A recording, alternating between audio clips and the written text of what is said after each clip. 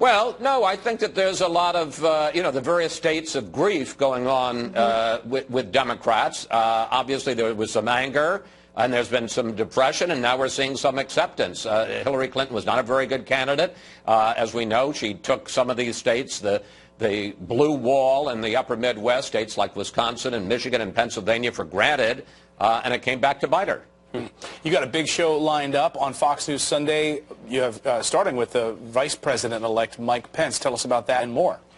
Well, let me just say, here in the studio, we're swarming with Secret Service and dogs sniffing out various things because all the security is up. We're going to have the Vice President-elect obviously talk about the John Lewis controversy, talk about that unverified, completely unverified dossier that the intelligence community handed over to Trump, and more importantly, talk about the Trump agenda and the message of the inauguration. And then, as if that weren't enough, we're also going to have an exclusive interview, exit interview with John Brennan, the CIA director. One of the questions for him, why on earth did the intelligence community think they should hand over this completely unverified Oppo research about Donald Trump, which very quickly made it into the public airwaves. That'll be very interesting. A big week ahead. Chris, we look forward to your show. 2 great interviews. Good to see you this morning. Thanks, Chris. You bet. Thanks, guys.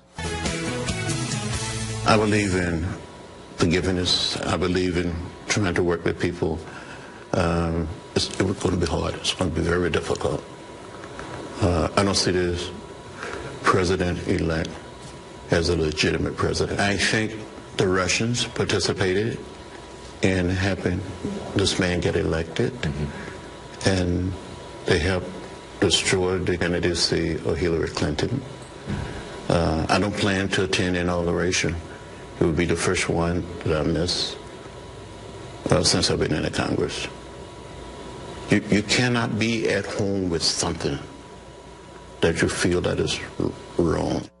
That's Representative John Lewis. Kellyanne Conway, senior advisor to President-elect Donald Trump, who certainly has his ear, is joining us in the studio because you were speaking to the President-elect just moments ago. He called as literally right as we're sitting here. That's the President-elect, always engaged. So he fired off a series of tweets yesterday, and this is what's caused this firestorm. We'll get you to respond to this morning how this went. But he sent this yesterday morning during our show. This is the one that went out last night. This is the one that came out later in the day. Because there were 2 in the morning talking about all talk, no action, and then later in the evening he wrote, Congressman John Lewis should finally focus on the burning and crime-infested inner cities of the U.S. I can use all the help I can get. His point is there's problems that need to be fixed. This isn't and we about... like to work together. I mean, Exactly. look, Donald Trump went out there and he boldly went where very few Republicans would ever go before. He went to the inner cities and he said, what do you have to lose?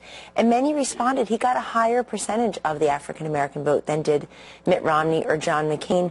And people heard that message. He was talking about better schools. He was talking about jobs and opportunity. He's talking about fixing the infrastructure in the inner cities, reducing crime and drugs. But he needs the help of people like Congressman John Lewis and others. And I would just say everyone agrees that Congressman Lewis is a civil rights and voting rights leader. And he deserves our praise for that.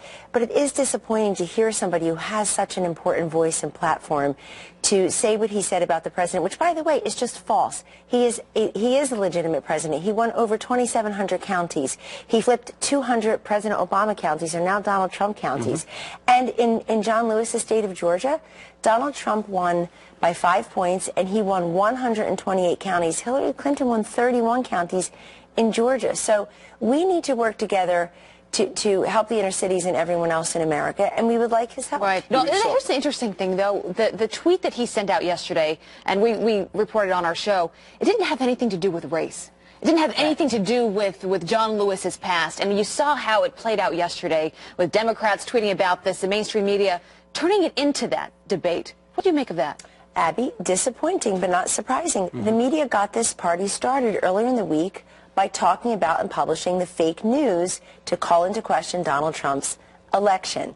That's where the irresponsibility started, and here we are at the end of the week still talking about it in a different form. Donald Trump, as president, as the newly elected president, in those wee hours of November 9th, made very clear he's going to be the president to all Americans, including those who did not support him. That has never changed. His inaugural address will be very visionary, will be very inclusive, and I really hope those who are planning protests and hashtag... Already have been protesting. Hashtag he is your president. Get on board. Do you think that they're trying to bait him? that this is a fundraising effort? Because we're seeing now emails going out in an effort to try to raise money on the Democratic side, and they're trying to get under the president-elect's skin. Is it pre-planned? And then he jumps on Twitter. I guess the question is, you have his ear. Why would he swing at pitches in the dirt? Does he need to do that anymore? Well, he has the right to defend himself, and he is famously the counterpuncher. If you go back and look, Donald Trump rarely draws first blood. I really respect that about him, and I actually share that trait. He doesn't run around gratuitously picking fights. He's president of the United States. He's going to fix this economy and bring these jobs back from Mexico and China. It's already happening. Look at these private industries, reducing the cost of goods and services, keeping jobs here, bringing them, canceling plans to have their factories moved to Mexico. He's already a man of action. And in fact, but when he's attacked, everybody just says he should be the bigger man. Why is he attacked in the first place? I'm not saying be the bigger man. I'm just saying, should he just ignore it? Like, you know, a lot of these voices. Plenty. Let me tell you something. That man ignores plenty. He has had an unprecedented deluge of attacks, gratuitous and personal attacks against him. I actually think it's the strength of a leader, somebody who can make himself so impervious to most of his naysayers and critics. But he also is responding, ladies and gentlemen, because he has a great message and a plan for our inner cities and for the rest of America. And we want everybody at this time to come together and say, let's give this man his opportunity to execute on this plan. These kids are in failing schools. They are trapped by the zip code where they live. He's the guy who believes in charters and school choice and educational reform for them. Speaking of an opportunity to come together, on Friday, the president-elect will be sworn in as the 45th president of these United States, whether people like it or not. But there are some performers. You've heard about the inauguration. It's going to be an inauguration of the people, but one performer in particular, Jennifer Holliday, backed out just yesterday from pressure online about LGBT and gay rights, is what she says. Here's what she had to say, a little bit of her quote. In light of the information pointed out to me via the Daily Beast article on yesterday, my only choice now must be to stand with the LGBT community and state unequivocally that I will not perform for the welcome concert for any of the inauguration festivities. What do you say to her? Do people even care, Kellyanne? Kellyanne, do people even care that celebrities are backing out of this thing?